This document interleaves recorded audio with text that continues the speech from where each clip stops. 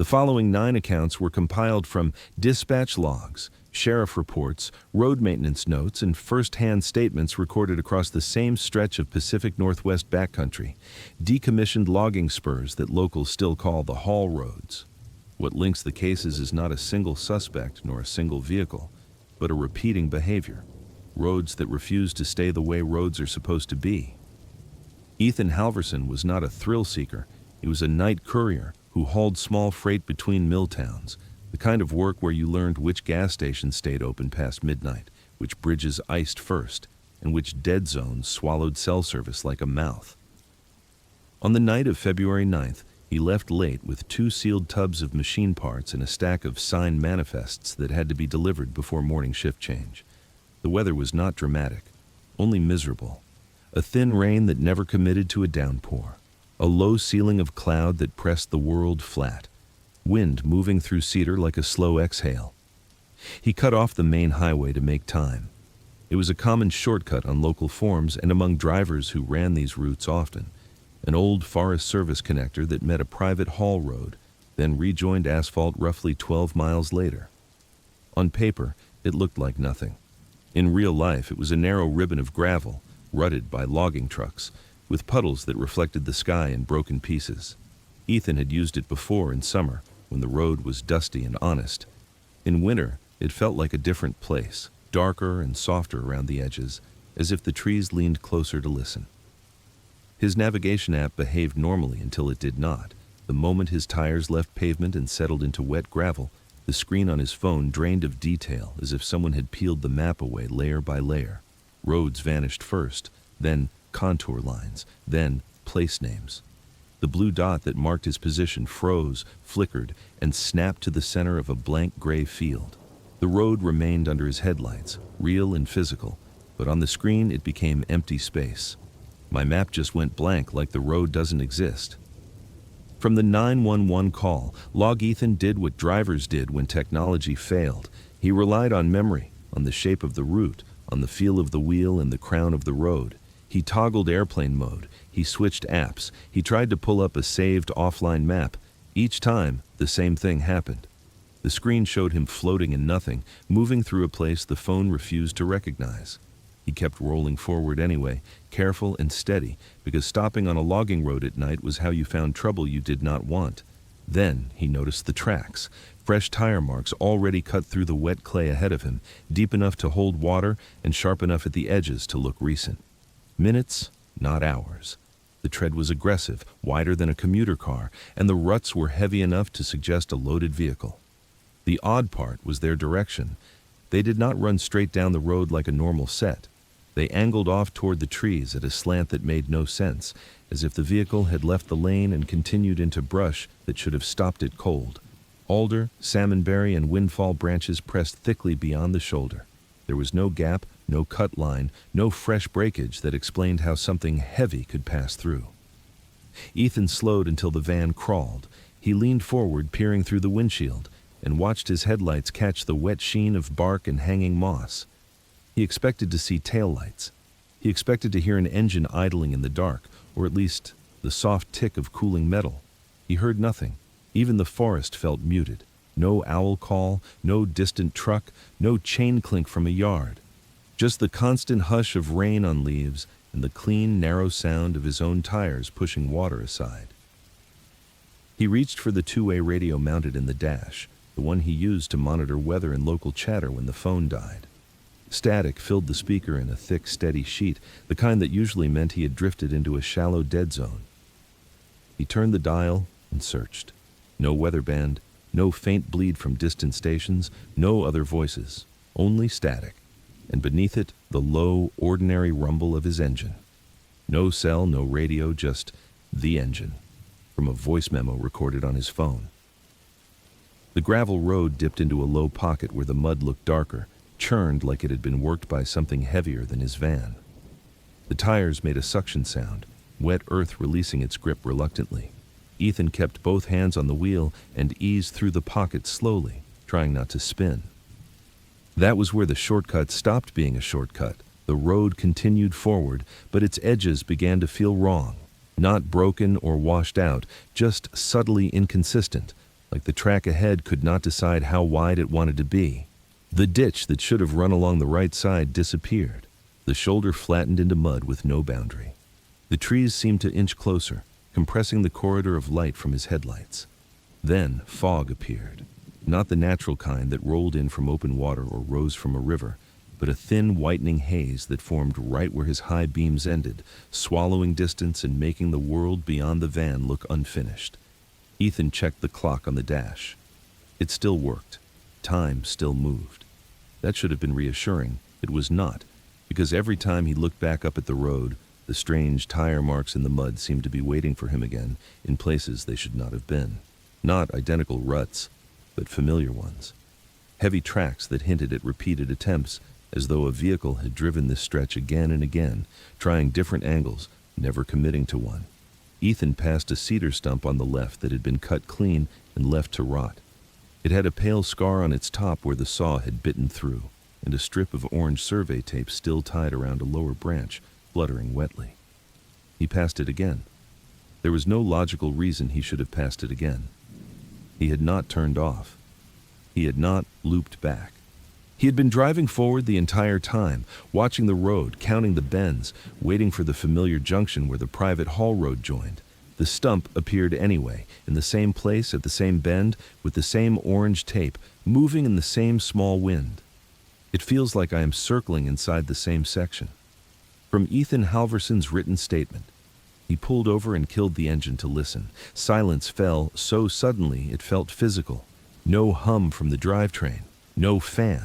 No vibration through the steering column, only rain and the faint ticking of the van settling. And something else, too, so low he could not immediately separate it from the weather, a sound like air moving through a long, hollow pipe. Ethan sat still with both hands resting on his knees and waited for the sound to repeat. It did not repeat in a clean cycle. It drifted in and out, almost like breathing, but never in rhythm with his own breath. He started the engine again and tried to reverse. His reverse lights painted the gravel behind him in a pale red wash. He expected to see his own fresh tire marks, the rut he had left, the splash patterns in puddles. Instead, the road behind looked untraveled. The puddles were smooth as glass. The gravel was flat and uniform, as if it had been graded clean since he passed. He drove forward again, stomach tightening, and the muddy pocket with the angled tracks met him as if he had never left. Ethan tried to prove he was not losing his mind. He reset his trip meter to 0 and drove slowly, watching it climb. He counted the bends out loud to himself. He watched for landmarks, a leaning fir that formed a dark arch over the road, a boulder half buried in moss, the stump with orange tape. He hit bend after bend, and each time he thought he was leaving the loop, the familiar landmarks returned in an order that should have been impossible. The trip meter did not help. It climbed, then flickered, then seemed to lag behind the distance he felt he had traveled. He gripped the wheel harder and tried to keep his breathing steady. Panic would get him stuck. Panic would get him hurt. The road might be wrong, but his van still moved, and movement was better than sitting still in the dark. He attempted a 3-point turn where the shoulder widened slightly. The tires sank into soft mud near the edge, and he felt the subtle drag of wet earth trying to hold the van in place. He backed out carefully, inch by inch, and forced himself not to floor the accelerator. Something tapped the underside of the van, not a rock thrown up from the road, not a branch scraping. A single distinct knock, as if someone had struck the metal floor with a blunt object and then withdrawn. Ethan froze with the brake pressed, listening. The knock did not come again. The silence after it felt deliberate. I heard a knock under the van, and it was not the road. From Ethan Halverson's supplemental statement, he reached for his phone and called 911 on instinct, not because he expected service, but because humans reached for help the way drowning people reached for air.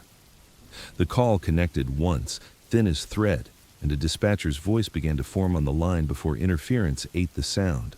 Ethan spoke quickly, describing the blank map and the looping road and the dead radio.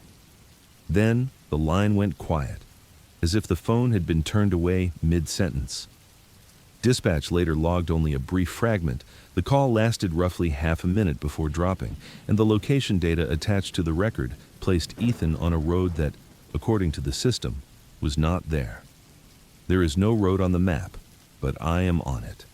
From the 911 call log. After the call failed, Ethan recorded another voice memo.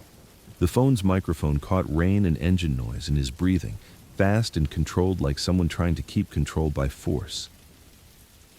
He described the fog. He described the stump returning.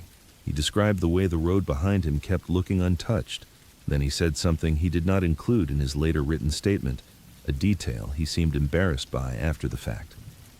He said he thought the headlights were illuminating shapes between the trees that did not resolve into trunks or branches, dark, vertical forms that stood too still, too straight, as if they were waiting for him to look away and blink.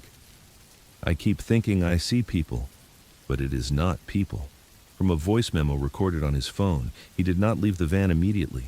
He knew enough about the woods at night to understand that stepping away from the vehicle was how you got separated from it, even on a normal road. But the van began to feel less like safety and more like a trap. The fog thickened. The beams of his headlights reflected back at him in a pale wall, as if the light could not push through whatever was ahead. The air took on a sharp, resinous smell, like broken cedar and wet bark, layered over something older and sour that made his stomach tighten. Ethan rolled down the window a crack to listen. That was when he heard it again, closer than before, the sound like air moving through a hollow pipe, but now with a faint wetness to it, as if the breath passed through something damp. He rolled the window back up and checked the door locks without thinking. He did not know how long he sat there, engine idling, hands clenched, watching the fog and waiting for anything that looked like an exit. His headlights illuminated the muddy pocket and the angled tracks that led off into the brush. He turned the wheel slightly and followed those tracks, only for a few yards, just enough to see whether they ended at a stuck vehicle or a fallen tree. The brush swallowed the van's light quickly.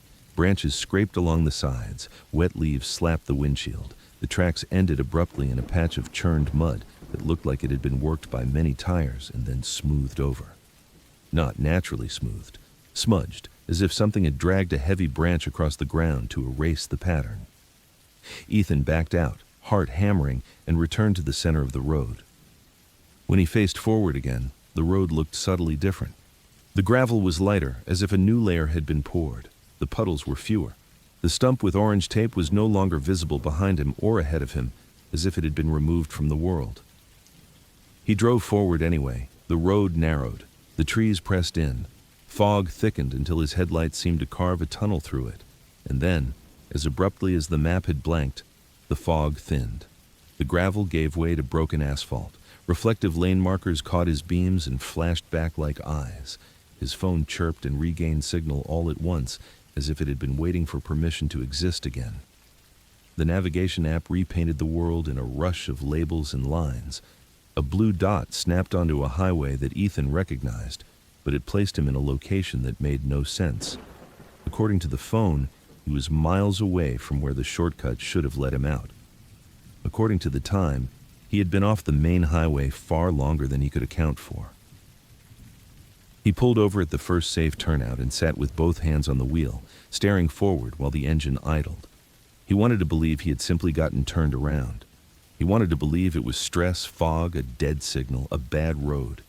But his van was splattered with wet clay, in a pattern that suggested it had pushed through brush, and his tires carried a thick paste of mud that smelled sharply of cedar and something stale beneath it. I should have been back on asphalt in less than an hour. From Ethan Halverson's written statement, dawn, when a deputy responded to the incident and went looking for the turnoff described in the 911 log. The entrance to the Forest Service connector could not be found where Ethan claimed it was. There was a graded shoulder, a shallow ditch, and a stretch of disturbed gravel that looked newly worked, but no clear-cut road leading into the trees. The deputy eventually located Ethan's van by matching tire tracks on a muddy spur further down the route, a place that did not align with Ethan's description. The van was nosed into a berm. The driver door hung open. The keys were still in the ignition.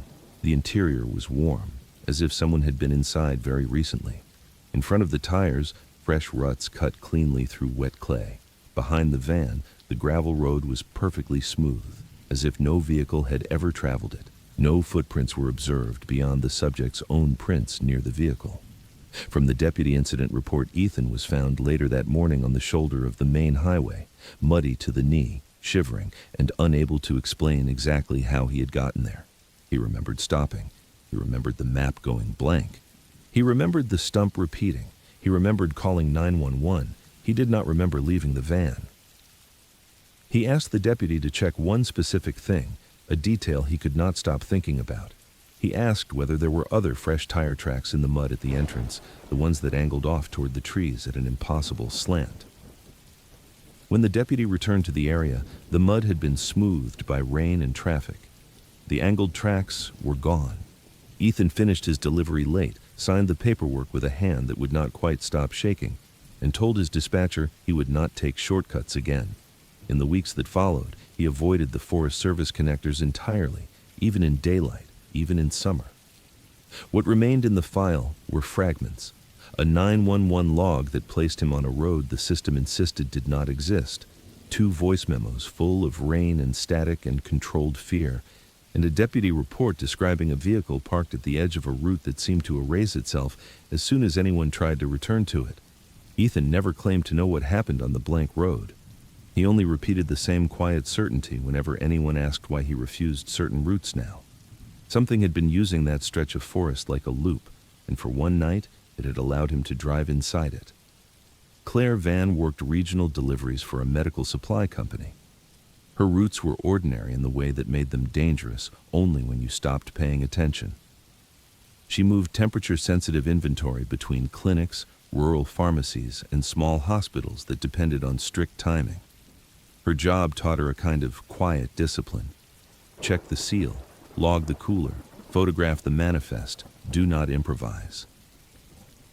On the morning of April 3rd, she left early with 2 insulated totes of supplies and a hard case that contained refrigerated medication. The sky was low and washed out, the kind of spring gray that made everything look slightly unfinished. Rain had passed through overnight, leaving puddles in the road seams and a damp smell that clung to the inside of her cab, even with the vents running. Her schedule was tight enough that she chose a county cut through timberland to avoid construction on the main highway. It was not a reckless decision. The route appeared on her company map as a standard alternate, and she had taken it once before in late summer without incident. She remembered it as a 2-lane road that narrowed into a spur before reaching a cluster of service buildings used by logging crews. Near the start, she passed a weathered warning sign on a leaning post. It was rusted and peppered with old buckshot, the kind of thing locals ignored because it had always been there. Claire barely registered it beyond the fact that it confirmed she was in the right place. The sign that mattered appeared later. She turned onto the spur, and the road changed character immediately. Gravel replaced asphalt. Alder and cedar crowded the shoulders. The canopy thickened, muting daylight and making her headlights feel necessary even though it was still morning. The gravel was damp and compact, and the surface held old tire grooves that suggested regular use by heavy trucks. She drove for what felt like 2 miles without seeing a single intersection. No gates, no pullouts, no posted property lines, no side roads. That fit her memory. The spur was supposed to be direct, a simple connector that would rejoin a paved route beyond the hills. Then, she saw a clean white rectangle in her rearview mirror. At first, it looked like a reflection off wet bark, a pale flash that did not belong in the brown and green world behind her. It appeared again as her tires hit a shallow washboard section. This time, she realized it was a sign on a post, bright enough to hold its color under weak daylight. Claire's first reaction was relief. Signs meant certainty. Certainty meant she could orient herself, confirm her route, and keep the schedule intact. She braked and rolled backward slowly until the sign filled the center of her headlights. No exit. The letters were crisp. The board was clean. The post looked freshly set, straight and square, with none of the tilt or rot that most roadside signage developed in wet country. Claire stared at it for a full 5 seconds, waiting for her brain to assemble a reasonable explanation. She scanned the shoulder for fresh soil or footprints. The ground was wet but undisturbed, covered in old needles and new spring leaves. The sign wasn't there a minute ago. From the driver's statement, she told herself she had missed it on the way in. She told herself it had been turned away or blocked by a branch until the angle shifted. She told herself she had been focused on the ruts and the puddles and simply failed to notice a standard warning. The problem was the feeling that came with it, a subtle change in the air that made the back of her neck tighten. It felt less like discovering a posted notice and more like being informed. Claire put the vehicle back in drive and continued forward. In the mirror, the sign receded perfectly down the road, centered behind her as though it had been positioned for maximum legibility. The whiteboard became smaller, then a pale square between tree trunks, then nothing. 2 minutes later, she encountered the first turn. It was a clean bend that should not have existed. A left curve that opened into thicker trees, the gravel there darker and more churned, as if the road had been used more recently than the straight path ahead. The bend looked intentional, not a washout or a dead end, and it carried the kind of subtle grading that suggested someone maintained it. Claire ignored it and stayed straight. She drove another minute. The forest pressed in. Her tires clicked over small stones.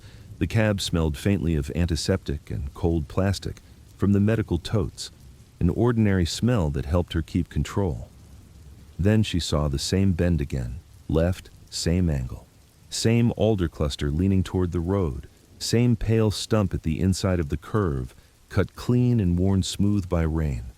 It felt like a landmark someone had placed for her, and she could not decide whether that was comforting or threatening. Claire slowed and checked her mirrors. She checked her odometer. The numbers climbed as they should. She drove forward anyway. The bend appeared a third time.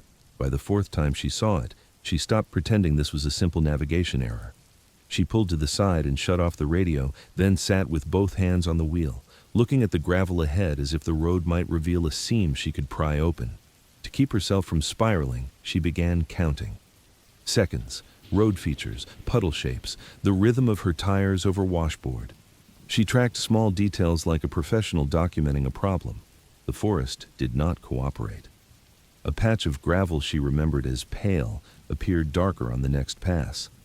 A fallen branch that had been near the shoulder vanished. A shallow puddle shifted position by a few feet, as though the road was being rearranged between her glances. Her phone showed intermittent service, one weak bar that appeared and disappeared like a pulse.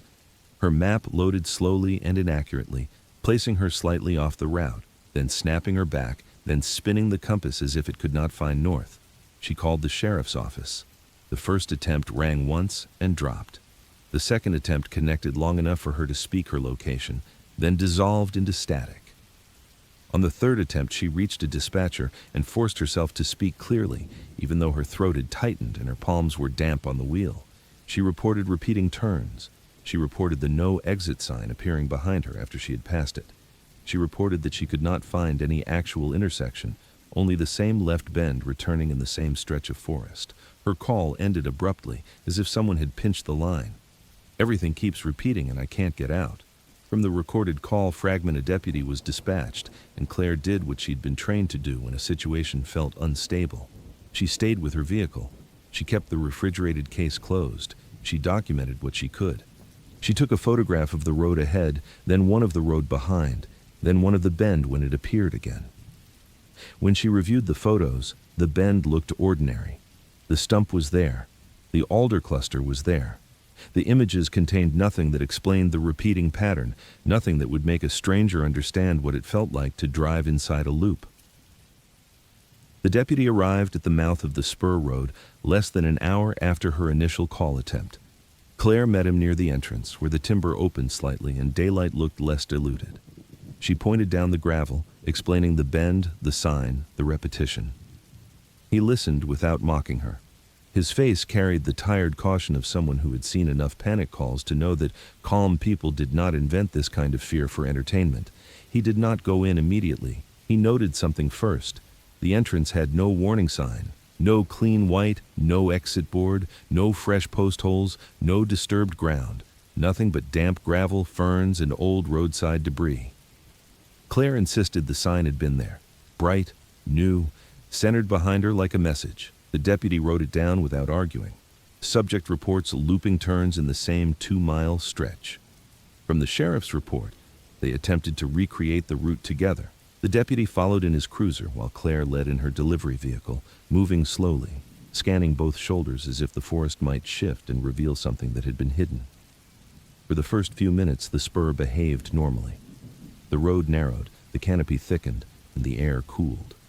Claire felt a brief surge of relief, the kind that made you question your own senses.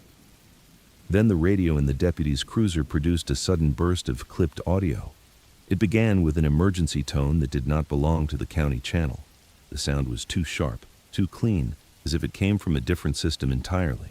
It lasted a few seconds, then dropped into silence so complete it felt intentional.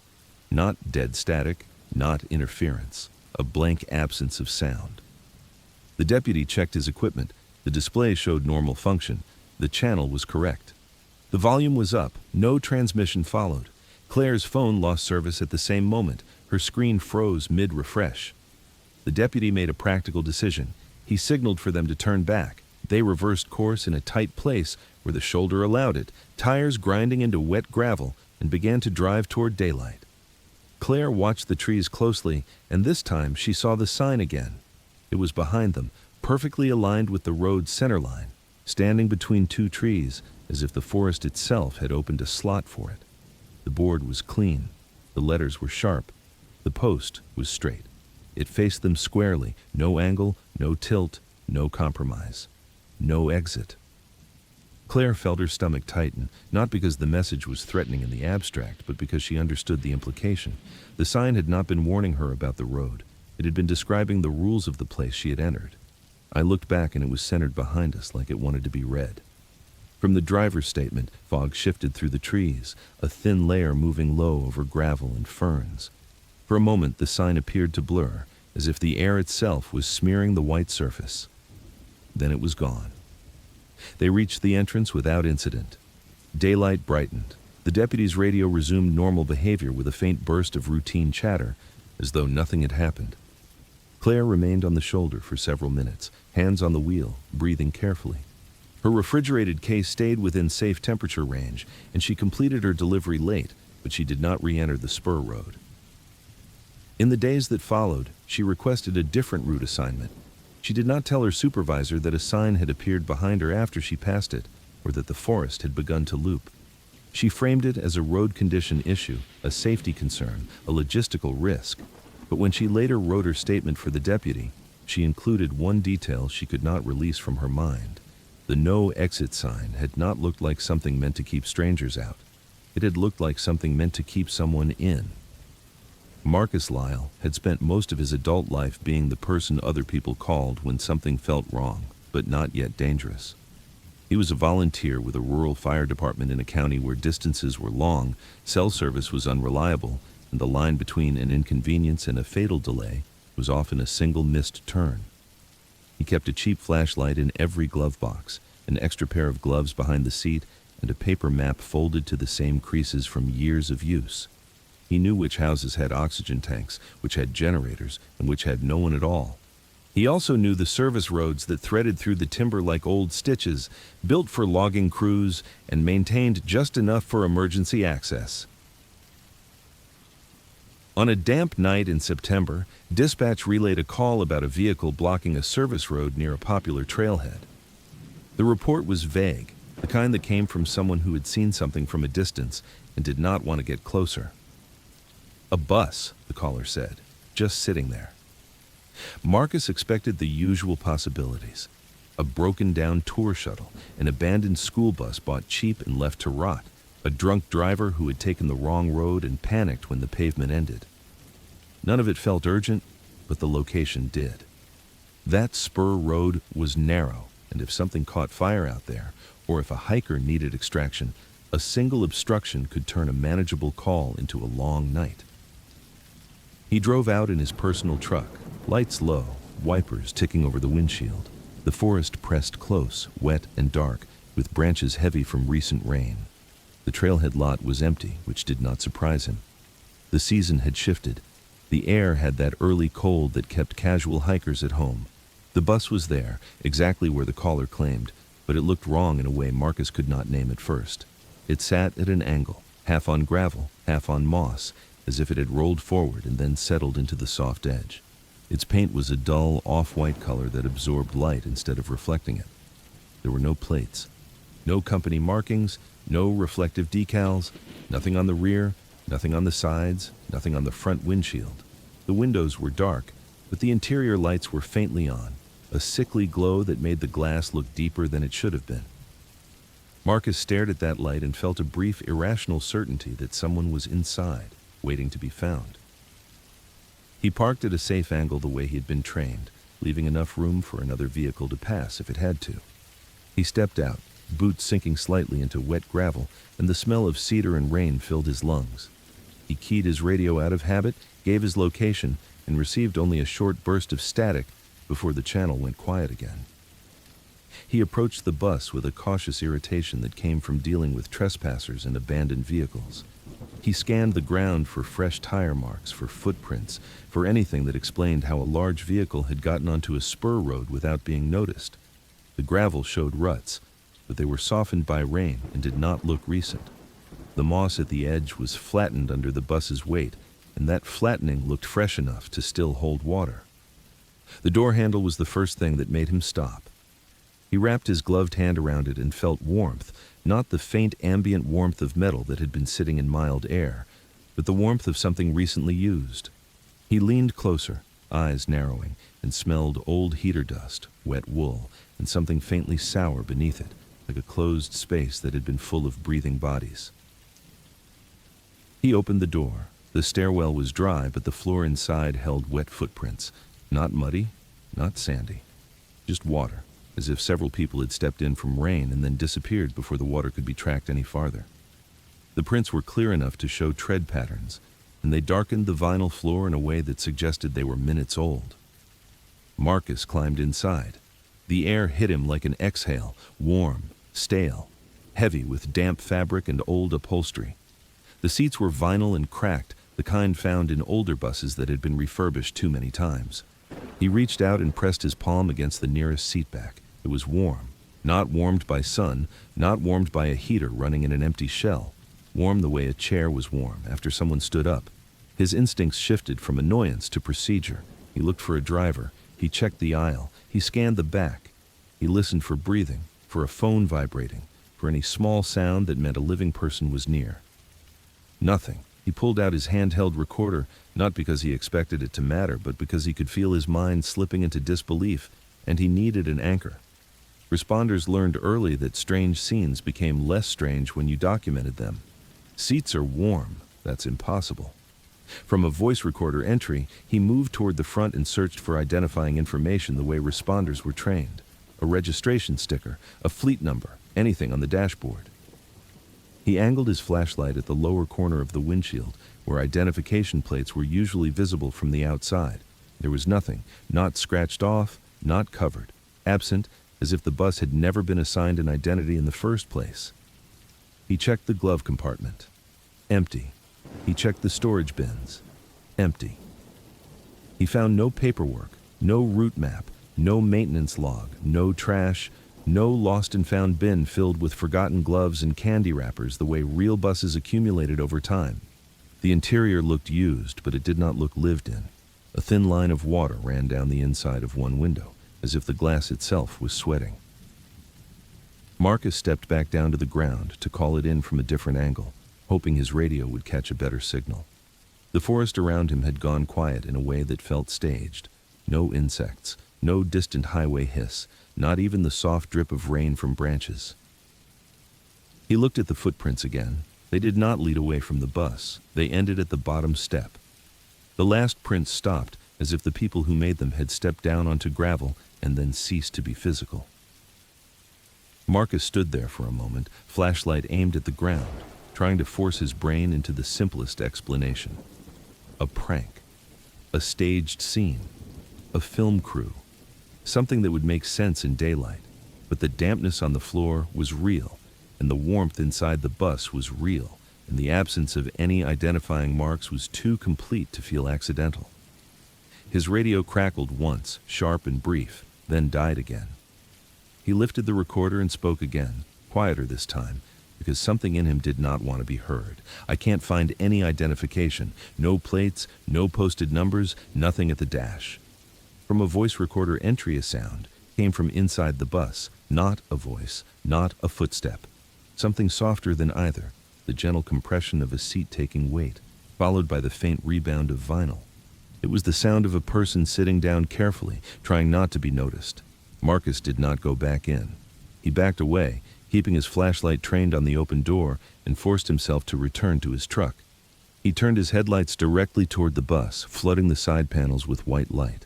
The off-white paint did not brighten the way it should have. It absorbed the beam and held it, making the bus look flat and old and strangely matte, like paper. He waited for backup with his hands locked around the steering wheel and his jaw clenched tight enough to hurt. He told himself he was overreacting. He told himself a person could be hiding in the back, injured or intoxicated, and the warm seats could be explained by a heater running off a separate battery. But the longer he watched, the more the bus looked like it was not entirely anchored to the road. The interior light behind the dark windows seemed to pulse faintly, not flickering like a failing bulb, but swelling and receding like breath. When the deputy arrived, his cruiser's light bar washed red and blue across the bus's side. The color did not reflect properly either. It slid across the panels and vanished into the paint. The deputy stepped out, body cam on, and Marcus met him halfway, speaking fast, trying to compress the impossible into something useful. The deputy listened, then approached the bus with cautious professionalism. He shone his flashlight through the front windshield and leaned in to check the dashboard. No plates, no VIN visible from dash. From an inspection protocol, Marcus stood a few steps behind him and watched the windows. For a moment, he thought he saw silhouettes behind the dark glass, heads turned toward the light, watching with the stillness of people who knew they should not move. Then the deputy's lights flickered, not a normal stutter.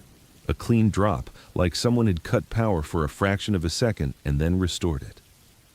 And the bus was gone. There was no gradual fading, no rolling away, no engine sound, no shift in suspension, no crunch of tires on gravel.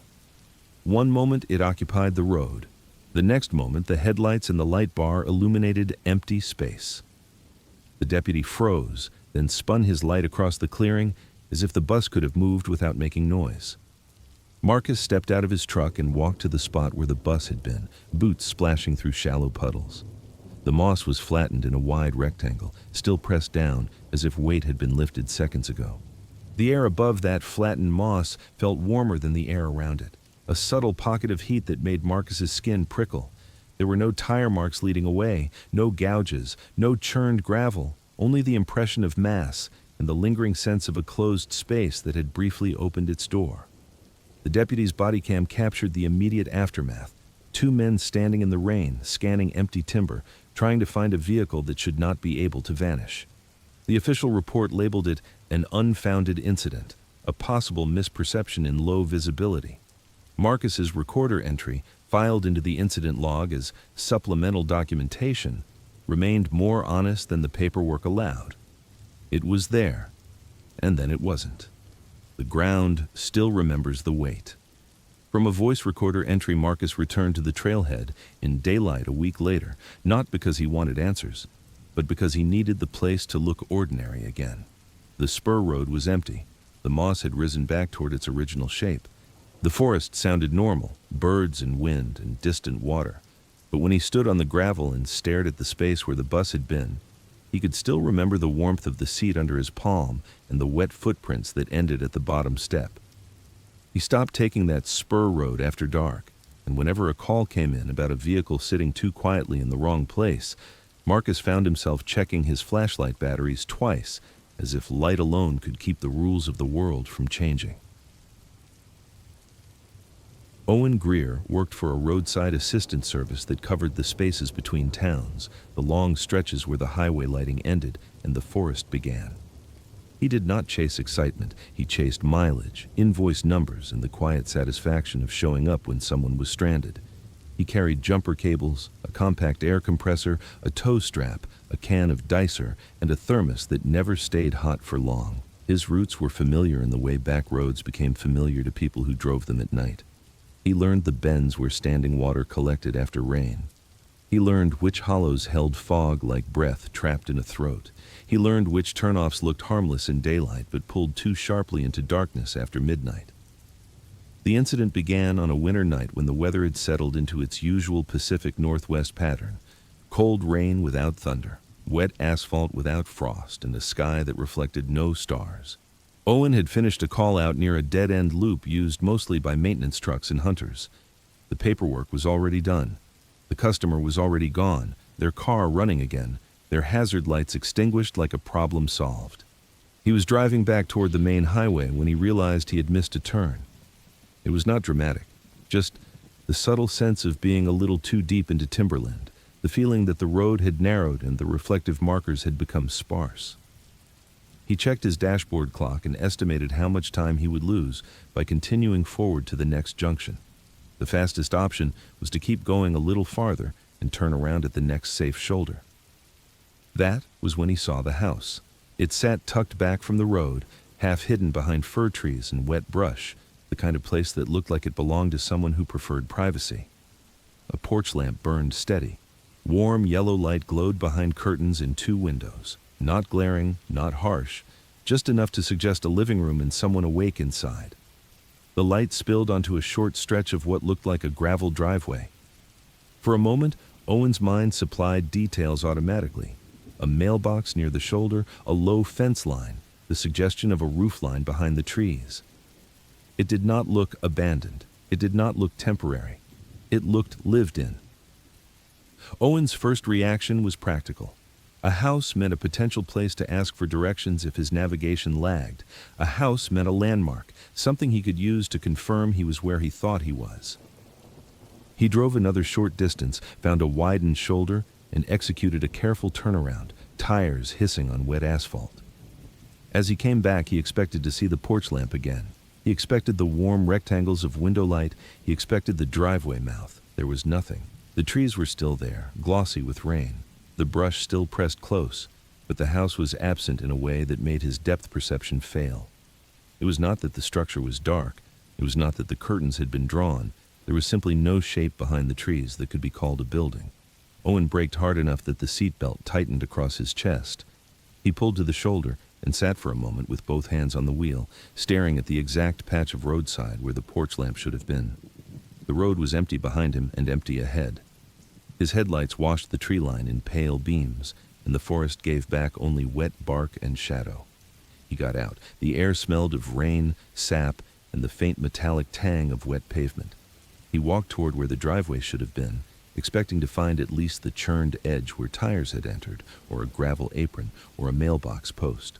What he found instead was a raw patch of ground, darker than the surrounding soil, as if something had been lifted away.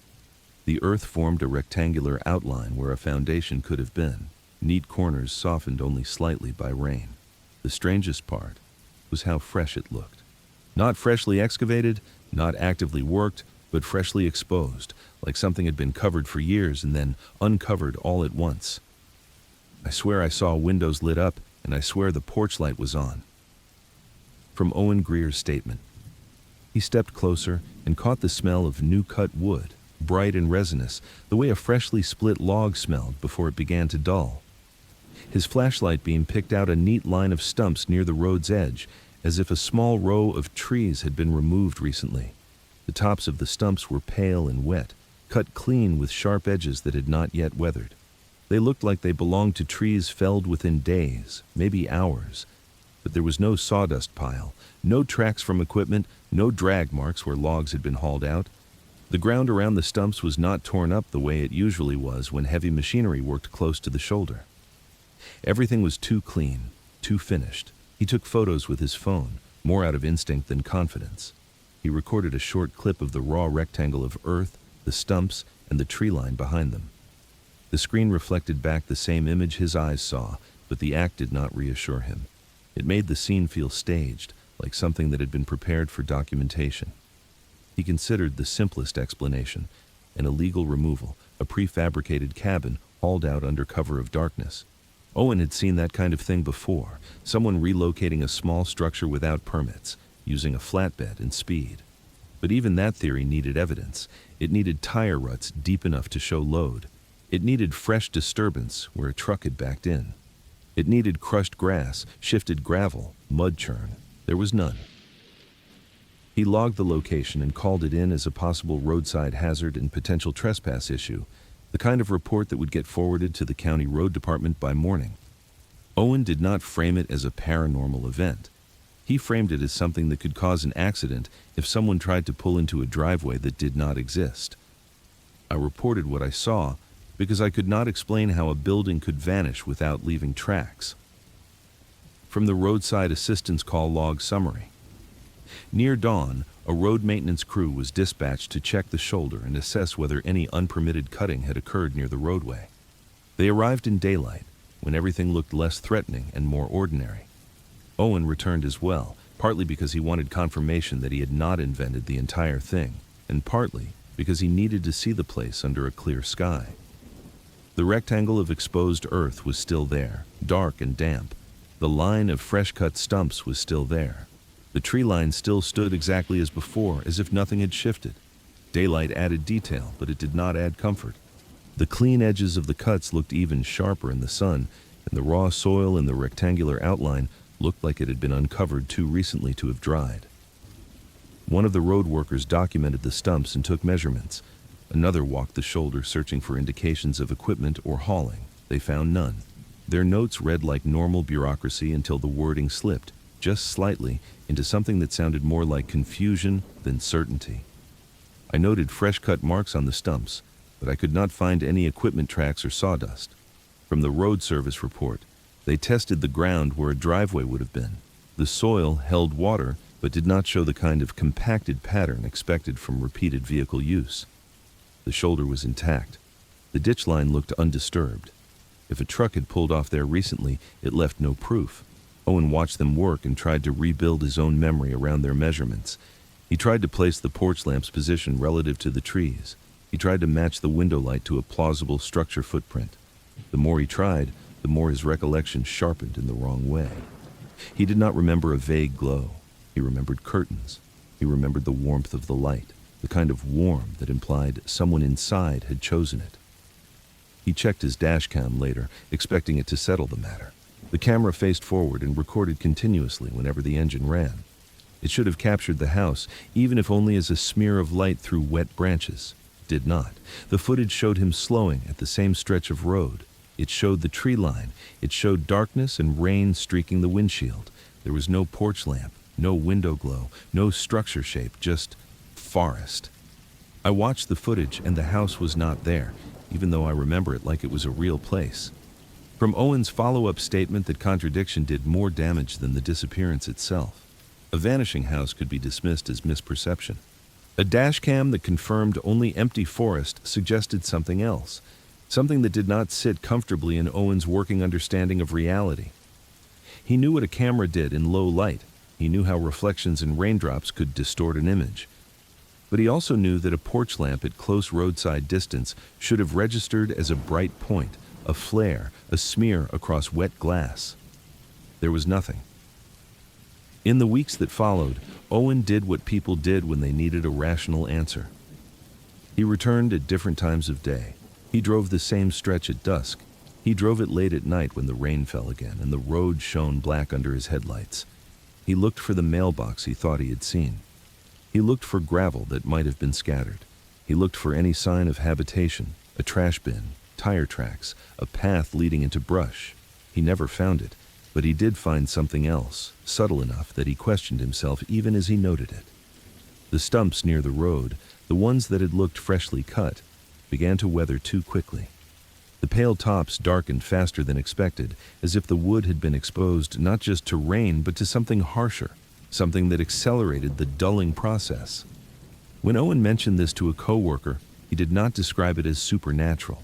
He described it as wrong, the way you described a smell that did not fit a room.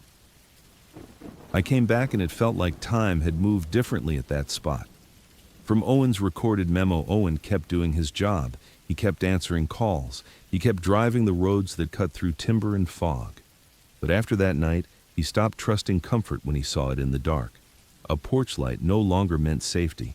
A warm window no longer meant a family inside, and sometimes, on wet winter nights when he rounded a bend and saw a soft glow deeper in the trees, he did not slow down to look closer. He kept his eyes on the center line and his hands steady on the wheel, because he had learned something he could not unlearn. Some landmarks did not want to stay long enough to be proven. Some places appeared only long enough to be believed, and then vanished before evidence could catch up.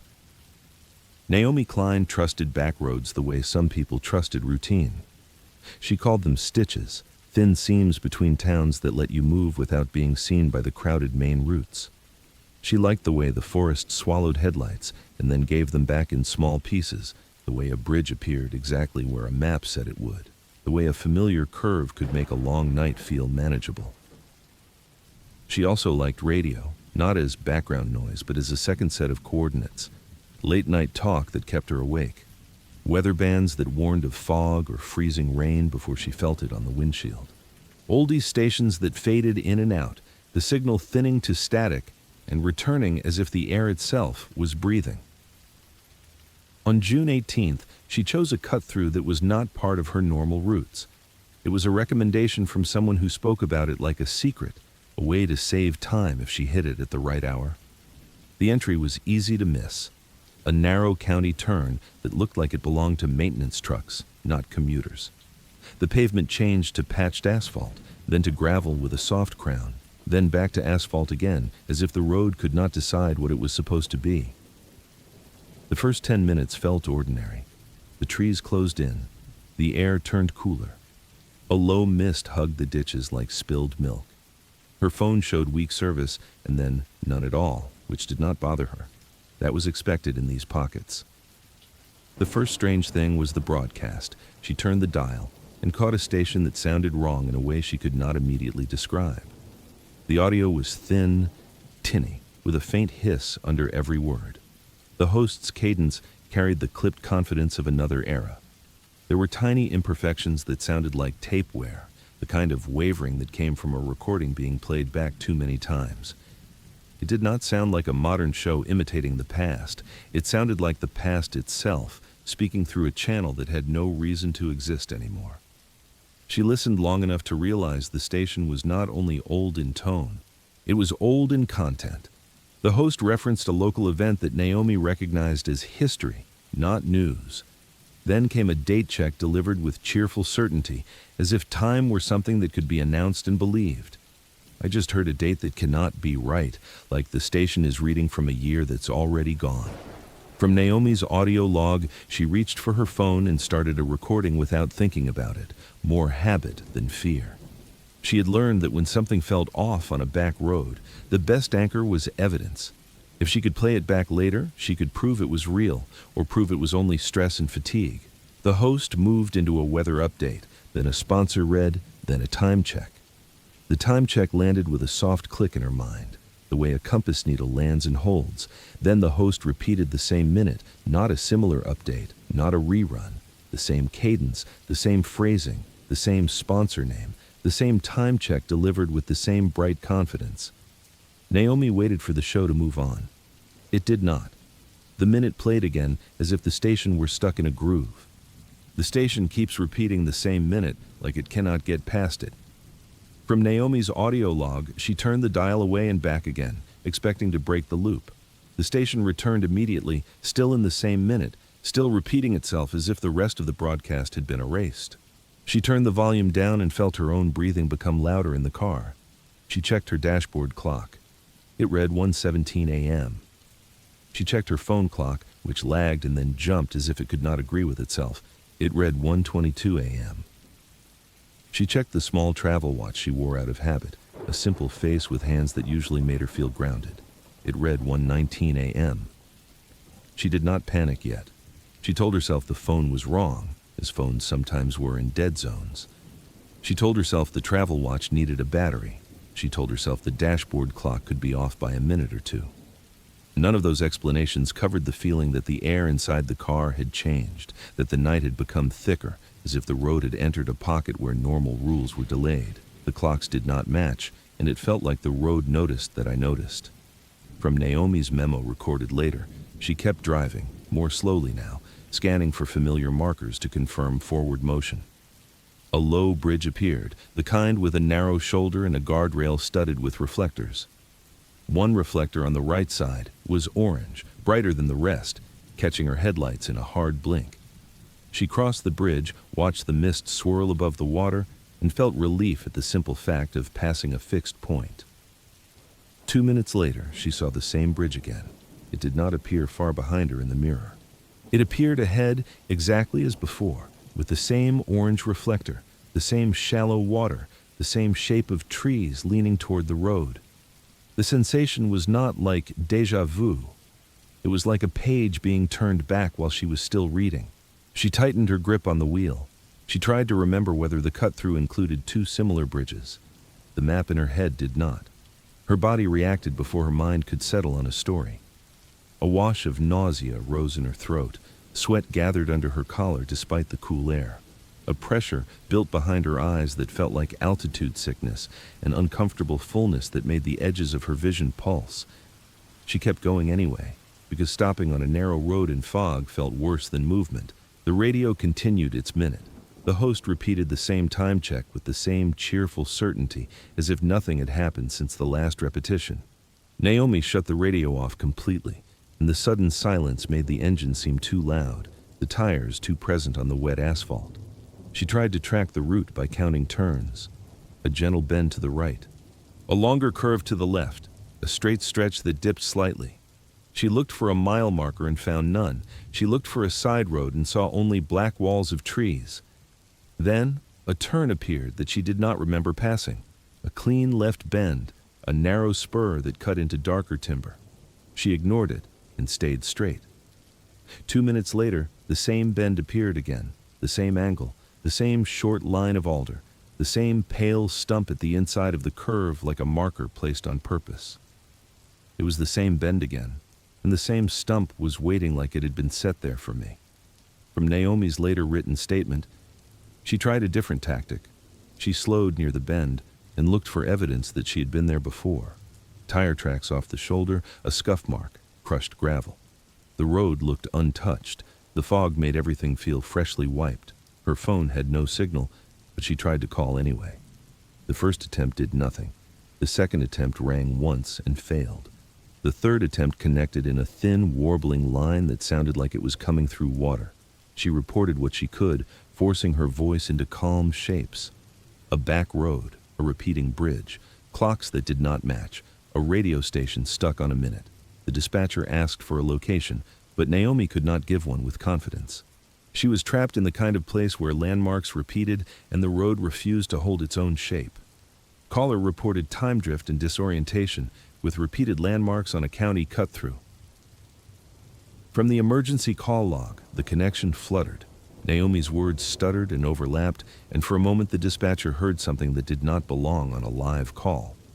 It sounded like Naomi's voice, but not in the same rhythm, not in the same moment, as if a short segment of her own earlier speech had been rebroadcast on top of itself. I heard my own voice on the line, but it was saying something I had already said, like a recording playing over me. From Naomi's supplemental report. The call ended abruptly. On Naomi's end, the line died without warning, leaving her with the hum of the dashboard and the soft slap of tires through wet patches. On the dispatcher's end, the system recorded a disconnect at 1:17 a.m., even though the log showed the call should have been several minutes past that point. Naomi pulled off as far as she could, nose angled toward a shallow ditch, because the feeling in her head had become unbearable. She did not want to keep driving blind through a loop that might tighten without warning. She turned the hazard lights on and watched their reflection blink against the fog, a small proof that her own car still obeyed rules. She tried the radio again, as if sound could give her bearings. The same station returned immediately. The same minute, the same time check delivered like a joke that had stopped being funny long ago. She recorded another audio note with trembling hands and forced herself to describe what she could observe. Fog density, road surface, the smell of wet cedar, the way the air seemed to hold sound and then swallow it. I feel like I am sitting inside a clock that cannot move its hands forward. From Naomi's audio journal they waited, hoping the fog would thin or a truck would pass or anything would break the pattern. Minutes stretched oddly. Her watch still insisted on 1:19 a.m. The dashboard still insisted on 1:17 a.m. Her phone, when it woke, flashed a time and then changed it, as if embarrassed by its own uncertainty. At some point she heard a vehicle in the distance, a low growl that might have been an engine or might have been her own imagination shaped by stress. She stepped out briefly, letting cold air hit her face, and listened. The sound did not grow closer. It did not pass. It simply faded, as if it had never belonged to the road at all. She returned to the driver's seat and closed the door with deliberate care. She kept the keys in the ignition. She kept the hazard lights blinking. She kept her hands where she could see them, as if she were trying to convince herself she still existed in a continuous line of time. I stayed in the car because every time I moved, it felt like the minute restarted. From Naomi's statement. Near sunrise, the fog began to thin, not all at once, but in torn strips. The tree line became more distinct. The road's edges sharpened. The air lost some of its thickness. Naomi's nausea eased slightly, leaving behind exhaustion that felt like she had been awake for days. Her phone found a signal in a sudden jump. A missed call notification appeared and then multiplied, as if the device had been holding them back until it could release them all at once. She attempted another emergency call. This time the line connected cleanly, and the dispatcher's voice arrived without distortion. Naomi gave her best estimate of where she might be. She described the low bridge with the orange reflector. She described the pale stump at the inside of the repeating bend. She described the way the cut-through entered timberland and lost markers. A deputy located her later that morning on the shoulder of a county road that did not match where Naomi believed she had been. The deputy's report placed her a considerable distance from the cut-through entrance in a stretch that should have been straightforward and familiar. Her engine was cold, as if it had been off for hours. Her hazards were no longer blinking. Her radio was tuned to dead air. Naomi's travel watch still read 1:19 a.m. The watch was still showing the same time, and it did not change until it was removed from her wrist. From the responding deputy's notes, the radio recordings on her phone survived, but not in the way she expected. The file contained the repeated minute, the host's weather update, the sponsor read, the time check, played again and again with minor variations in static. In one segment, faint beneath the broadcast, there was a breathy underlayer that sounded like a second voice trying to speak through the same channel. It was not clear enough to transcribe. It was only clear enough to make anyone who listened lean closer. Naomi stopped taking unknown cut-throughs after that night. She stopped trusting radio as a comfort. She kept her travel watch, but she replaced it with a digital backup and checked both compulsively whenever she drove through fog, and when she crossed a low bridge at night and saw an orange reflector blink back at her from a guardrail. She did not count it as a normal landmark anymore. She counted it as a warning that some roads were not stitches at all. Some roads were loops, and some loops did not want to let go once they found someone willing to notice the minute repeating. Patrick Dorsey had worked county patrol long enough to develop a quiet superstition about the small calls. Not the dramatic ones that made the news. The minor ones that arrived at the edges of the map, where dispatchers spoke a little slower and the radio signal sometimes bent into static for no clear reason. He was the kind of officer who preferred paperwork to adrenaline and who measured a shift's success by how little blood he saw. He answered noise complaints, checked on stranded motorists, escorted lost tourists back to paved roads, and broke up arguments that would be forgotten by morning. He had learned that the wilderness did not always announce its dangers loudly. Sometimes it invited people in with something that looked ordinary. The call came in on a gray afternoon in late autumn, the kind of day when the sky stayed low and the trees seemed taller because the light never fully arrived. A lone hiker had reported abandoned gear on a forest trail near a decommissioned spur road. The caller sounded unsettled but not hysterical, which usually meant the situation would be simple. A dumped backpack, stolen property, someone who had panicked and left their things behind. Patrick drove out expecting to write a short report and return before dinner. The trailhead sat beyond the last cluster of mailboxes, beyond the final stretch of reliable cell service where the asphalt turned to gravel and the gravel turned to mud. A faded sign marked the spur, the kind that once belonged to a logging company and now belonged to no one. The road was rutted and wet, lined with alder and fir, with the smell of damp needles pressed into the air. By the time Patrick parked, the forest had gone quiet in that particular way it did before rain. No birds, no distant engine noise, only the soft ticking of his cooling patrol vehicle and the occasional drip from branches above. The hiker who had called it in stood at the edge of the trail, arms folded tight against the cold. Patrick took the statement, noted the approximate location, and started walking.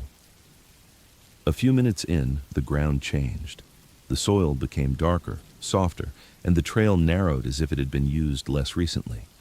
Ferns leaned into the path. Fallen branches lay across it like they had not been moved in days. Patrick had the brief, irrational impression that he was walking into a place the forest was trying to close. Then he saw the backpack.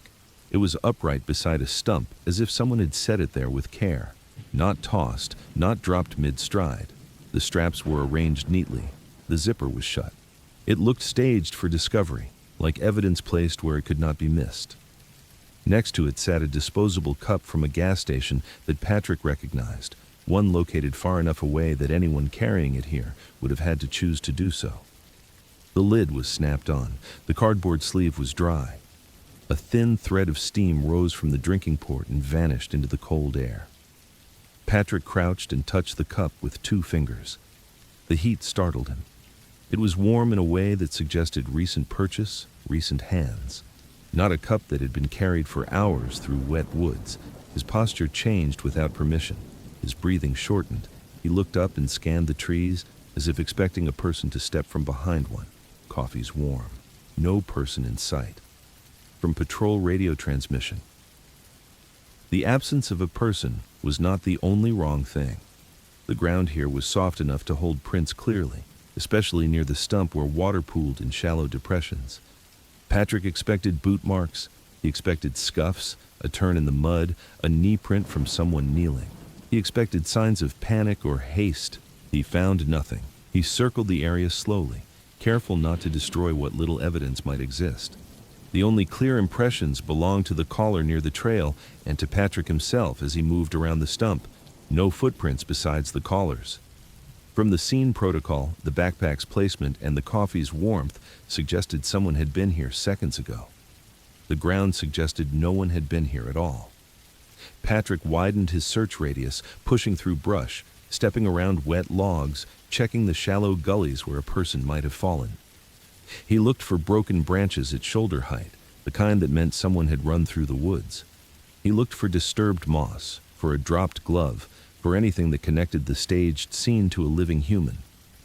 He found a second detail instead, one that made his stomach tighten. At the edge of the trail, where the soil transitioned to compacted gravel, there was a faint imprint of tire tread.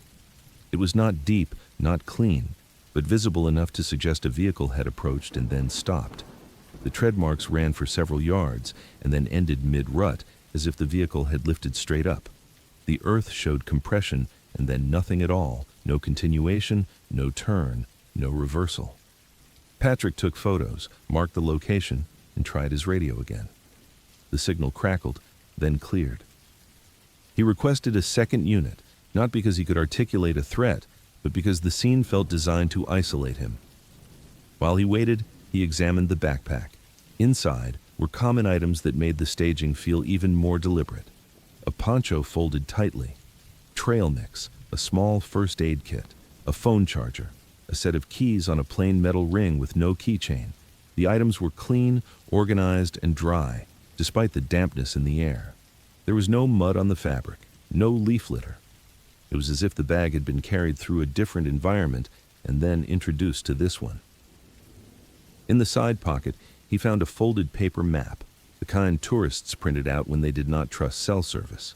One section had been circled in red marker, a rough oval over a pocket of timber beyond the spur road where the contour lines bunched and the trails grew faint. Patrick recognized the area from a briefing months earlier, a case that had ended with more questions than closure. A night courier named Ethan Halverson, a van found at dawn, a route that did not behave like a route. Patrick had read the report the way officers read oddities, quickly, skeptically, and with the hope that it would never intersect with his own work. Now the circled area sat in his hands, damp air curling around the paper, and the coffee beside him continued to steam. I have a cup in my hand that should be cold, but it is still warm. From Patrick's body camera audio, the wind shifted and carried a smell that did not belong to the open forest. Gasoline and burnt sugar. Fresh coffee. The scent was too strong for a small cup held in cold air. It came in a wave and then faded, as if the woods had exhaled it on purpose. Patrick turned back toward the trail, expecting to see his backup vehicle, or at least to hear the distant crunch of tires on gravel. There was nothing. He checked his watch. The hands had moved, but he could not tell by how much without staring too long. He found himself blinking more than usual. The light under the canopy felt uneven, as if afternoon were skipping. He made himself do practical tasks. He sealed the map in an evidence bag. He placed the keys in another. He photographed the coffee cup from multiple angles. He used a small thermometer from his kit, the kind intended for checking hypothermia risk, and took a surface reading from the cup's side. The number should have meant something. Instead, it made the situation worse. It suggested the coffee had been poured recently. It suggested a person had been holding it recently. It suggested a presence that the ground refused to record. Patrick set the cup down carefully on a flat rock and stepped away from it, as if it might react to being watched. A sound came from deeper in the woods. It was not a voice, not a footstep, not a branch snapping under weight. It was a soft, rhythmic tapping, like something light striking wood at measured intervals. It persisted for several seconds, and then stopped abruptly, leaving the forest in a silence that felt too complete. Patrick aimed his flashlight into the trees even though it was not yet dark. The beam cut through ferns and wet trunks and caught nothing that moved. The tapping did not return. Then he noticed something that made him freeze in place. His own footprints, the ones he had laid in the wet soil as he circled the stump, looked softened around the edges. Not by time, not by rain, but by thin brush marks dragged across them. The prints were still there, but partially erased, as if someone had swept the ground with a branch to break their shape without fully removing them. Patrick did not have a clean explanation for that. The air was still. Nothing had blown through. The brush marks were deliberate, overlapping, concentrated on the footprints nearest the staged items. Ground appeared brushed over in a manner inconsistent with wind or animal movement. From Patrick's supplemental notes. His radio crackled again. This time the noise came with a brief burst of clipped audio that did not match any local unit. A tone, sharp and mechanical, followed by a half-second of garbled speech that might have been words but resolved into static. Patrick tried to transmit. The channel sounded open, but his own voice felt swallowed as soon as it left his mouth. He made a decision that ran against his temperament. He moved back toward the trailhead at a steady pace, not running, but not lingering. He kept his flashlight on. He kept his eyes on the ground and the tree line in equal measure. Halfway back, he looked over his shoulder. The stump was visible through the trees, a pale anchor in the dark green. The backpack was still there. The evidence bags were in his hand. The cup sat where he had placed it, but the steam had stopped. Patrick walked faster, and by the time he reached the stump again, the cup was still warm to the touch. The heat had not dissipated like it should have. It was as if the coffee was maintaining its temperature inside a pocket that did not share the same rules as the rest of the air. He stood over it, feeling a slow dread build behind his ribs. The staged scene was not decaying. It was being preserved. The second unit arrived at last, the sound of tires on gravel breaking the quiet like relief. Patrick led the responding officer in, showed the location, the tire imprints that ended mid-rut, the brushed-over footprints, the evidence collected. The second officer observed the same thing Patrick had observed and had tried not to name. The ground was willing to record them as they arrived, but unwilling to record whoever had placed the items there. They searched outward together until the light began to dim and the forest began to behave like night. No injured hiker appeared, no lost camper, no sign of struggle, no hidden vehicle. They returned to the stump one final time before leaving. The backpack remained upright. The rock remained. The cup remained. And the coffee, when Patrick touched it again, was still warm. Temperature of the cup remained inconsistent with ambient conditions across the response window.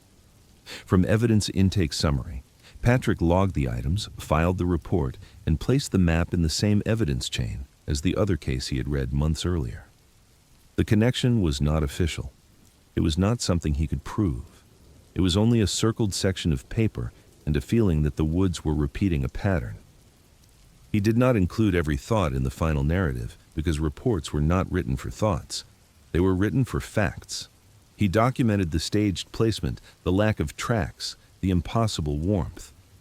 What he left out was the part that stayed with him afterward, the sense that the forest had arranged the backpack and the coffee like bait, a clean little offering meant to make a person stop, crouch, touch, and look closer. A prompt designed to bring a human attention to a precise point on the ground, and the uneasy impression that whatever had set the scene was not simply hiding, it was practicing how to be found. Julia Haynes had built her adult life around control. She planned her routes the night before a shoot, packed redundancies for everything that could fail, and treated getting lost as a math problem that could be solved with patience. She was not the kind of person who trusted luck, and she never depended on instinct alone. If a road forked, she recorded it. If a landmark appeared, she named it in her head and fixed it in place. That discipline became the reason she understood what was happening to her before anyone else did, and the reason her notes read like the only clear window into a place that did not want to be mapped. She drove into a commercial logging tract before dawn, drawn by a weather report that promised low fog and a brief break in the rain. The plan was simple. She would catch the first light as it slid between wet trunks, photograph the mist as it pooled in the low cuts, and be back on pavement before the crews arrived. The forest looked sharpened by moisture. Every needle carried a bead of water. Every branch seemed outlined in silver. The gravel road was rutted but familiar, the kind of access line built for heavy trucks and forgotten by everyone else. Julia followed it with the quiet confidence of someone who had spent years on back roads without incident. The wrong turn came in a place that did not feel like a junction. There was no sign, no gate, no obvious decision point. The main line simply widened into a soft curve, and a narrower spur peeled away at a shallow angle. Julia chose the spur because it looked fresher, and because fresh tracks usually meant recent grading. The choice felt correct for several minutes. Then the road began to behave in a way that made her throat tighten, not from fear, but from irritation at a puzzle that refused to resolve. The gravel under her tires stayed consistent, but the landmarks did not progress the way they should have. The ditch line rose and fell, as if the road was repeating the same little piece of elevation. A cedar snag with a bent, hook-like top appeared on the inside of a curve. She noted it once and kept going. A few minutes later, the same snag appeared again. She told herself it was a similar tree. Logging tracts were full of repeating shapes. The human brain searched for patterns and found them, even when they were meaningless. But then she saw the pale log on the right shoulder. A trunk section with bark stripped in long ribbons, white wood showing through like bone. It lay at the exact angle she remembered. The same small rock at its end, the same patch of flattened grass beside it, as if a tire had once climbed the edge. Julia slowed and checked her mirrors. Her own tire tracks were visible behind her, dark ruts pressed into wet gravel. She drove forward again, and the curve returned. The cedar snag stood in the same place, too precise to be coincidence. She pulled over and wrote, "It's the same bend again, same stump." From Julia's field journal, she did not panic. She measured. She noted the time by her dashboard clock. She marked her odometer change in a line beside the description. She listed the landmarks in order, as if naming them would make them behave. The fog thickened in the trees, not as a rolling bank from a valley, but as a slow filling of the space between trunks, like breath held close to the ground. Her headlights began to look shorter, as if the beams were being absorbed instead of scattered. The soundscape changed with it. The distant hiss of a highway that should have been somewhere beyond the tract was gone. Even the small life sounds of the understory seemed muted, as though the forest had decided to stop performing. Julia attempted the first practical correction. She turned around. The maneuver should have been easy on a wide gravel line. She eased into a shallow three-point turn, watching her tires compress the wet surface. When the car faced back the way she had come, she paused with the engine idling and looked into the space behind her. The road did not look traveled. The ruts she had cut into the gravel were still there for a moment, sharp-edged and dark with water. Then something moved at the ditch line. Not an animal, not wind. A branch, low and heavy, dragged slowly across the road surface from the right shoulder toward the center, sweeping wet gravel and mud back into her tire grooves. The motion was deliberate. The branch did not bounce or snag. It pressed and smoothed as if guided. Julia watched the first pass, then another. Scrape, pause, scrape. She did not see a hand. She did not see a person. She saw only the branch moving with an intention that made her skin prickle. I watched the mud close behind my tires like it was being combed. From Julia's voice, Memo recovered from her phone. The reasonable explanation should have been simple. A falling limb. A leaning bough being pulled by wind. But the air was still, and the branch moved in strokes that matched the width of her tracks with unsettling accuracy. The gravel settled into place behind it, and the road returned to a clean, undisturbed look, as if she had never driven it at all. Julia reversed a few yards, not because she wanted to, but because she needed to test reality. The branch did not accelerate. It continued at the same patient pace. When she stopped, it stopped. She drove forward again, and the snagged cedar appeared at the inside of the curve. Her journal entries tightened. The handwriting grew smaller. She counted turns, each one marked as left or right, each one matched to a landmark. She wrote in clipped fragments, the way people write when they are trying to anchor their minds to something that cannot be argued with. The repetitions became cleaner. A bend that should have carried her downhill returned her to the same grade. A patch of puddled gravel reflected her headlights in the same broken shape, like a mirror she kept passing without moving away from it. She began to notice that her own earlier tire marks did not remain in place long enough to be trusted. Every time she slowed to check them, the edges blurred. The gravel looked raked. The mud looked smoothed. The road was not only looping her, it was erasing her. At some point, the fog stopped feeling like weather and started feeling like structure. It formed shallow walls between the trunks, giving the illusion of corridors. The deeper she drove, the less the forest looked like a wilderness, and the more it looked like a repeated set, assembled from the same handful of objects. Julia made the decision to abandon the car. It was the last decision in her notes that read like her own. She wrote that she would follow the road on foot until she reached a main line, then come back with a clearer understanding of where she had gone wrong. It was a rational plan. Human scale could solve what vehicle scale could not. The forest disagreed. On foot, the repetition became worse. Without the engine noise, she could hear the small sounds she'd been missing, but they did not comfort her. They felt placed. A drip that fell at the same interval. A far-off creak that returned whenever she looked away. The scrape of something dragging behind her, never close enough to see, always present enough to raise the hair on her arms. She marked trees with what she had. A strip of tape from her camera bag. A smear of mud on a pale trunk. A small stone placed on a stump like a crude cairn. When she circled back after a short walk, the tape was gone. The mud smear had been brushed into a vague stain, no longer directional. The stone had moved not far, but enough to break its meaning. Her final, clear journal line described the road surface itself as changing texture. She wrote that the gravel felt softer underfoot, as if mixed with silt. She wrote that the edges of the road did not hold their shape, widening and narrowing with no obvious grading pattern. She wrote that the trees seemed to stand at the same spacing, as if measured. Then her writing stopped being narrative and became tally marks, a count of turns that rose steadily and then ended mid-sequence. Ground showed deliberate brush marks over tire tracks. From the responding ranger's incident report, the report was written after the fact, assembled from what little could be verified. The ranger who reviewed the track described the road as ordinary at first glance. The entrance spur existed. The gravel was wet. The trees were close. The fog was consistent with regional weather conditions, but the ranger noted inconsistencies that did not fit natural processes. Brush marks layered over older impressions with a directionality that suggested repeated sweeping. Sections of road that appeared recently smoothed without any signs of equipment. The absence of animal prints in places where mud should have held them. The ranger also noted that standard navigation devices failed intermittently in the same pocket of track, with mapping overlays refusing to load and position dots drifting off-road. Julia's vehicle was recovered 2 days later, parked neatly on the shoulder of a paved county road roughly 30 miles from the logging entrance. It was positioned as if someone had placed it there carefully, aligned with traffic flow, hazard lights off, doors closed, keys not present.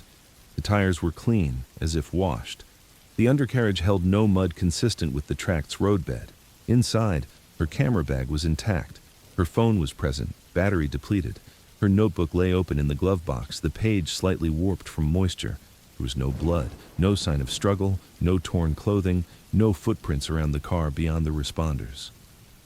The last entry in the notebook did not read like a conclusion. It read like interruption. A line of tally marks ended in the middle, and beside it, Julia had written a single observation, as if she had finally understood the purpose of what she was seeing. The road keeps cleaning itself. From Julia's notebook, the official case file listed her as missing, last known location within the logging tract, presumed lost with no evidence of a crash. Searchers walked the spur lines in grid patterns, checked culverts, scanned ditches, and called her name into fog that swallowed the sound quickly. They did not find her. What remained was a record of a road that behaved like a loop and a surface that refused to keep evidence. A pattern of brush marks laid over human tracks. A vehicle returned to pavement without the dirt it should have carried. A notebook that ended mid-count, as if the act of measuring had been permitted only up to a certain point. And a quiet fear among the people who read the file closely. A fear that did not come from what happened in the woods, but from how efficiently the woods seemed to remove the proof that anything had happened at all. Caleb Rourke had spent most of his life believing that signals were honest. Voices could lie, memories could blur, fear could invent shapes in the dark, but a pattern carried through air and metal tended to obey rules. He had learned that in the Navy as an electrician, and he kept it afterward as a private religion. When something happened, he looked for the system beneath it. In late October of 1996, he drove inland from the coast to camp alone along a decommissioned spur road used mostly by hunters and the occasional forestry crew. The place had the usual Pacific Northwest quiet, wet needles underfoot, a ceiling of cloud that made the night feel low, and the constant thin sound of water moving somewhere out of sight. He parked at a wide turnout, where old tire ruts had hardened into shallow grooves, then walked his gear a short distance into the trees to keep his truck from being visible from the main gravel line. His setup was modest and practical. A small tent, a propane lantern he rarely used, a handheld amateur radio with extra batteries, and a cheap flashlight clipped to his jacket. He had no reason to expect trouble. The forecast promised drizzle and light wind, nothing that would force a rushed exit. The first flash came after midnight while he was sitting in the dark, listening to the forest and checking a weather band frequency out of habit. The light did not come from the road. It came from deeper in the trees, low enough to be screened by trunks, but bright enough to reflect off wet bark. It blinked 3 times. A pause, then 3 times again. It was clean light, white and hard-edged, not the wandering beam of a headlamp and not the soft glow of a camp lantern. The timing was too precise to be accidental, and it held the same spacing each time, like a practiced hand on a switch. Caleb's body answered before his mind finished debating. He raised his own flashlight and matched the pattern from where he stood, keeping the beam narrow, watching for movement or a returning glow that would explain itself. 3 flashes. A pause. 3 flashes. 3 flashes. Exactly 3. It was not random, and it came from too far inside the trees to be from the road. From Caleb Rourke's written statement, the response did not come as light, it came as sound. A metallic tapping carried through the wet air with a clarity that made the hair rise along his arms. The strikes were distinct, not muffled like a branch hitting a sign, and not scattered like falling debris. They landed in the same pattern he had returned, 3 taps, a pause, 3 taps, as if something solid was being hit with something solid, patiently and intentionally. Caleb stood still and listened for the source, expecting to hear footfalls, a vehicle door, a cough, anything human to stitch the sound to a person. The forest offered nothing. No approaching crunch of gravel, no distant engine, not even the small rustle of an animal spooked by light, he recorded with his phone, holding it out toward the trees as if a microphone could anchor the moment. The tapping continued, then stopped abruptly, like a finger lifted from a button. He waited, then answered again with 3 flashes, more cautiously this time, and felt the unpleasant certainty that he was no longer conducting a test, but participating in a conversation he did not understand. The tapping returned immediately, closer than before. The distance shift was not dramatic enough to prove motion, but it was enough to change the way the sound sat in his ears, less diffuse, more directional, as if the strikes were now coming from a point nearer his campsite rather than the deep interior of the timber. Caleb reached for his handheld radio and swept across frequencies, expecting interference, a nearby transmitter, or some prank. The receiver stayed mostly quiet, then began to bleed in brief fragments of audio that sounded like dispatch recordings played out of order. A clipped tone, half a sentence, a burst of static. Then a sudden clean silence that felt deliberate, as if something had learned the shape of what he was listening for and decided to mimic it. He returned to his truck, not running, but moving with the controlled urgency of someone who had learned that panic wasted oxygen. From the turnout, he managed a weak call for assistance that connected long enough to transmit his location in rough terms before cutting out again. He kept his headlights aimed down the tree line, waiting for the shape of another vehicle to make the scene ordinary. It took long enough for the night to feel stretched. When a deputy finally reached the spur, the arrival did not bring relief so much as another layer of procedure, the comfort of a witness and a recording device. The deputy's body camera captured the turnout, the wet gravel, the dark wall of trees, and Caleb's tight posture as he pointed toward the direction of the earlier flashes. They searched without speaking much, moving in short sweeps that kept both of them within view of the road. The tapping did not occur at first. The forest stayed quiet in a way that made the deputy's boots sound too loud. Then the sound returned while the camera was running. 3 metallic strikes. A pause. 3 metallic strikes. It sounded farther away on the recording than it had felt in Caleb's chest, but it was unmistakably patterned. It matched, it answered, it acknowledged. Metallic tapping matched caller's pattern. 3 strikes, pause, 3 strikes, consistent with reported signaling. From body camera audio notes, they looked for anything that could be hit. A culvert, a gate, a hanging sign, a loose sheet of metal. There was no fence line, no hardware, nothing that would ring like that in still air. The only things that gleamed were wet leaves and the hard shine of reflective markers. That was when they noticed the tacks. Small reflective tacks had been placed on tree trunks at roughly shoulder height, each one catching the deputy's flashlight beam with a brief pinprick flare. They formed a straight line leading off the road into the timber, not wandering like a trail marker route, but aligned like a corridor, as if someone had measured the path and wanted it followed in darkness. The tacks looked new. They were clean and bright, unweathered by moss, without the dull film that formed quickly in wet forest air. The spacing was consistent enough to suggest purpose rather than chance. Neither Caleb nor the deputy had reported seeing them on arrival. Their presence felt like an addition made while they were already there, like something that had waited for witnesses before choosing to show its hand. They followed the markers only far enough for the air to change. Caleb described it later as a shift in density, a thickening that pressed against the skin. The smell turned faintly metallic, like wet copper or old battery terminals, subtle but persistent. His radio, clipped to his belt, gave a short chirp that did not match its usual squelch tail, then went dead again. And then, ahead through the trees, the light returned. 3 flashes, clean and perfectly timed, now lower and closer, aligned in a way that reminded Caleb of signal lamps on a ship, not scattered beams from hikers. The angle was wrong for a person holding a flashlight at head height. It felt positioned.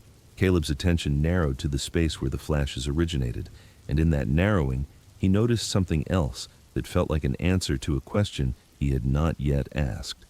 The reflective tacks did not continue beyond a certain point. They stopped at an invisible threshold, as if the corridor ended exactly where someone wanted the next step to be taken without help. He did not take it. He backed away slowly, eyes fixed on the flashes, refusing to turn his back on something that had already shown it could respond with precision. The deputy retreated with him. The moment they reached the gravel line again, the metallic tapping stopped, and the forest returned to its earlier blank quiet, as if satisfied with what it had confirmed. Caleb drove until he reached the first hint of cell service, a single bar that flickered like a weak heartbeat on his dashboard mount. He checked his phone and found missed calls that made his stomach drop. There were 3 missed calls, all from his own number. No outgoing call log matched them, no voicemail played, only empty timestamps. It looked like a system glitch, until he noticed that the times, written in his carrier report, overlapped the minutes when he and the deputy had been standing in the trees listening to the tapping answer his light. In the weeks that followed, Caleb tried to rebuild the event the way he rebuilt broken circuits. He reviewed the audio, he mapped the turnout by daylight, he returned with spare batteries, a stronger flashlight, and a second radio to test interference. He did not find the reflective tacks again, he did not see the flashes again, but he did notice something that stayed with him more than the fear. The spur road entrance in daylight held old tire ruts and scattered trash like any neglected turnout. Yet the ground just inside the trees where the corridor of tacks had led looked subtly disturbed, as if brushed smooth and reset, like a surface prepared for a signal, like a place that did not want to be found until it decided to call first. Sofia Mendez had learned to keep her breathing shallow, and even while other people fell apart in her ears. She worked overnight at a small regional dispatch center that covered county roads, timber tracts, and the private haul lines that cut across the foothills like scars. The pay was modest, the coffee was always burnt, and the nights were long enough that a person could begin to measure time by radio tones instead of clocks. She was good at the work because she respected the machinery of it. She trusted procedure. She trusted the way a log captured a call, the way a headset carried a voice, the way interference announced itself with familiar artifacts. She knew the common failures: open microphones left hot by accident, crossed frequencies from neighboring jurisdictions, atmospheric hiss rolling in with weather. She could usually name the cause before a technician had finished checking the cables. Late in October of 1996, during a shift that began like any other, Sofia received a call that arrived thin and fractured, the kind that came from the dead zones near the haul roads. The audio fluttered in and out. A caller tried to describe their location, but the line degraded into static. Sofia followed her checklist, logged the partial coordinates the system managed to tag, and routed a patrol unit toward the nearest access point. The call dropped. It happened often enough that it did not immediately feel ominous. Sofia marked it as a signal loss and moved on, her attention returning to the low hum of the room, the soft clatter of keyboards, the distant crackle of radios that never fully rested. Then, roughly 10 minutes later, her headset clicked with an open channel tone that did not match any incoming call.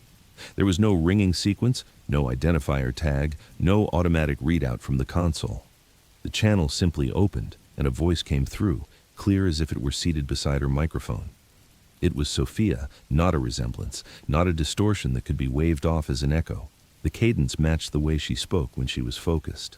The breath placement matched the slight pause she always took before repeating a location. Even the faint rasp on certain consonants matched the tiredness she carried through the small hours. The voice transmitted a phrase Sofia remembered saying earlier in the shift, word for word, except Sofia had not spoken it this time. Her lips were closed, her hands were still on the desk. No one else in the room was facing her console. "That is me." It came through my own headset, and I did not speak. Here. From Sofia Mendez's voice, Memo Sofia's first instinct was technical. She checked her console status lights. She verified her foot pedal was not engaged. She looked for a stuck key on the radio board. She listened for the layered artifacts that usually accompanied a rebroadcast. The audio remained too clean. It carried none of the familiar smearing that came with feedback loops, none of the distant hollowness that suggested a recording played through a speaker and captured again. The channel closed on its own. Sofia sat motionless for several seconds, hearing her own pulse in her ears the way she heard it after a hard call. When she forced herself to move again, she opened the system log and searched for any trace of the transmission. An event tag, a phantom callback, a routing error. The log showed a brief open channel event with no source identifier, then nothing. She tried to treat it like a fluke, a one-off glitch that would never repeat. The human mind wanted that solution, the clean closure of a rational category. She drank water, adjusted her headset, and returned to work. An hour later, it happened again. The same open channel tone, the same clarity. Sofia's own voice, now slightly altered in a way that was harder to name. Not pitch, not speed, but intent. As if something had listened to her long enough to mimic her, and now it was testing the mimicry by shifting the timing. The voice repeated a timestamp. It was wrong by exactly 1 minute. That discrepancy was small enough to be meaningless in any other context, but Sophia had read earlier incident notes from the region. One report from a motorist months prior mentioned clocks disagreeing and a radio station repeating the same minute until the caller became disoriented. Sophia had dismissed it then as stress and signal irregularity, the kind of thing that happened when people were lost and scared and looking for patterns to hold on to. Now the 1-minute error sat in Sophia's ear like a splinter. She began recording on her phone whenever the room was quiet enough to capture clean audio. She did not trust the official recorder alone, not anymore. She wanted an independent device, a second witness that did not belong to the same system that had just spoken in her voice. The next time the channel opened, Sophia held her phone close to the headset cup, and she listened with the careful stillness of someone trying not to frighten an animal. Her voice played again, but under it, faint and precise, something else threaded through the transmission. Metallic tapping, 3 strikes, a pause, 3 strikes. The pattern was consistent enough to be a deliberate code, not random contact noise. Sophia had heard similar notes in earlier accounts filed by patrol units and late-night callers. A former Navy electrician had reported 3 flashes in the trees and a matching metallic signal. Sophia had read the body camera summary without fully believing it. Now she heard the same cadence under her own voice, as if the channel carried 2 layers at once, imitation and instruction. Possible rebroadcast or interference noted. Open channel event displayed no originating identifier. From the dispatcher report, the report language was careful, almost defensive. It tried to keep the phenomenon inside the boundaries of known problems. Sophia understood why. Official documents did not like mysteries. They preferred a plausible label even when the label fit poorly. Sophia stopped accepting easy labels.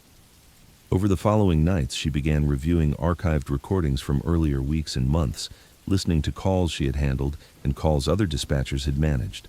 She did it quietly, the way someone checks a door lock twice without announcing why. In the recordings, she began to notice things she could not unhear once she had found them. Soft breaths when the line was supposed to be silent, phrases nested under other phrases, too faint to make out unless she wore her headset tightly and kept the volume high.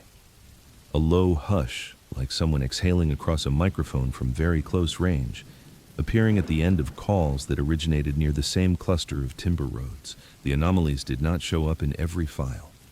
They concentrated in a pattern that mirrored the geography of the earlier stories. Haul road entrances, Forest Service connectors, decommissioned spurs where navigation apps sometimes blanked out, and where responders sometimes found warm objects placed like bait. Sophia began to dread the open channel tone. She also began to anticipate it, the way the body anticipates a thunderclap after lightning. Her sleep outside of work turned shallow and fragmented. She caught herself replaying her own voice in her head, trying to remember exactly how she had sounded earlier in the shift so she could tell, with certainty, when it was her and when it was something wearing her tone. The most unsettling detail was the subtle improvement over time. The first transmission had sounded like a perfect copy, but the later ones began to carry a correction, a smoothing of her phrasing, as if the imitation had learned to remove her fatigue. The voice sounded like Sophia on her best night, steady and effortless, the way she used to sound before years of graveyard shifts had sanded her down. It felt less like an echo and more like replacement.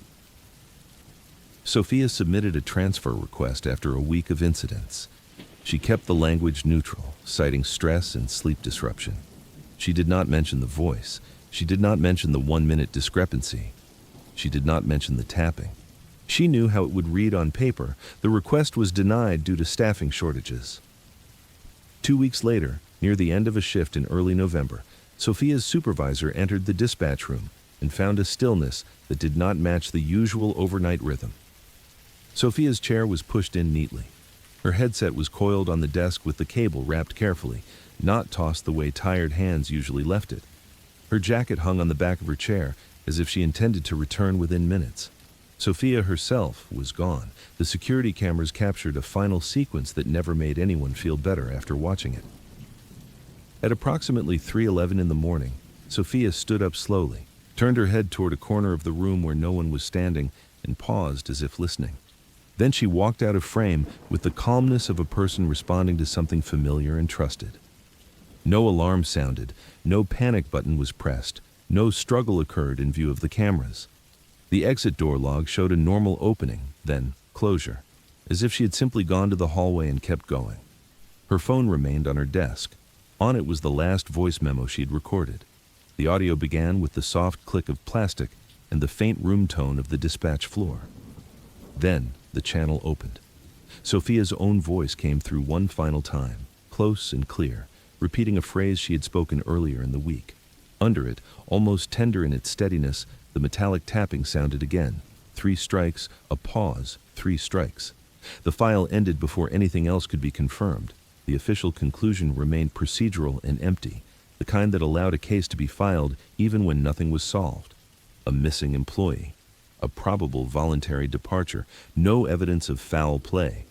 But the people who worked nights in that region did not speak about the conclusion when the room was quiet and the radios hissed between calls.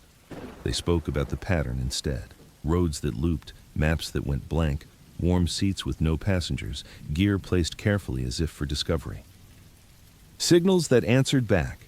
They spoke about what it meant when something learned your voice well enough to use it, not to threaten you in the way a human would, but to guide you 1 minute off toward a place where the road did not officially exist and where a channel could open without a source, as if the wilderness had found a way to call you by name without needing a body to do it.